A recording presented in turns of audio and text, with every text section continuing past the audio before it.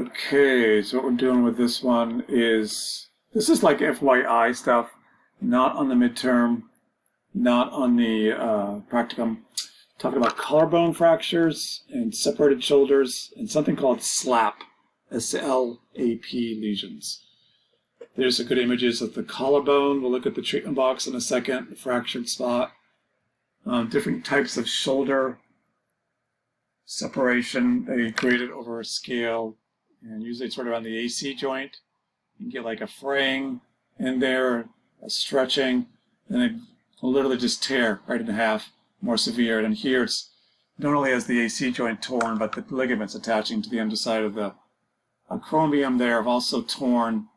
That one's bad news, probably surgery for that one. Seems to be a common thing with a lot of younger college students. I know when I was in my early 20s, I separated my shoulder.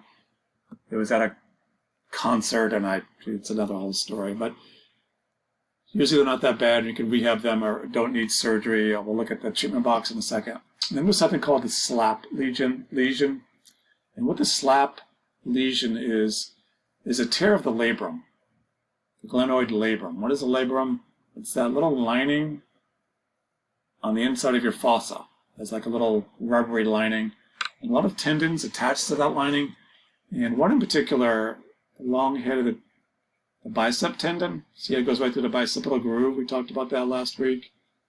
Attaches to the inside of the labrum. What happens from trauma, tackled in a football game a certain way, car accident, whatever, it's torn. The tendon rips from the bone, rips from the labrum, tears part of the labrum. So basically it's a tear of the labrum. Quite common. There was a student last year, he got in a bicycle accident. That's how he tore his. So it's usually graded on a scale, and if it's serious, it requires surgery. I've seen some that had surgery that came with a protocol after surgery. There is no definitive test. There's a clunk test that you can do to kind of tease it out, but usually you need an X-ray or an MRI to see what's going on in there. And you can get it better with conservative treatment if it isn't too serious. So just kind of go to the treatment box here pretty quick. And you can see this is all not grades. You don't have to worry about it for the exams. This is the SLAP lesion. It breaks down the tests, how it's treated.